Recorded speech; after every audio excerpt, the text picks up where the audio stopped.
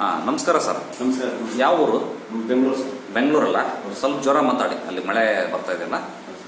Sir, ಇಲ್ಲಿ doctor Praveen Babu ಅವ್ರ ಹತ್ರ ದಾವಣಗೆರೆಗೆ ಎಷ್ಟು ತಿಂಗಳಾಯ್ತು ತಾವು ಬಂದೋಗಿ?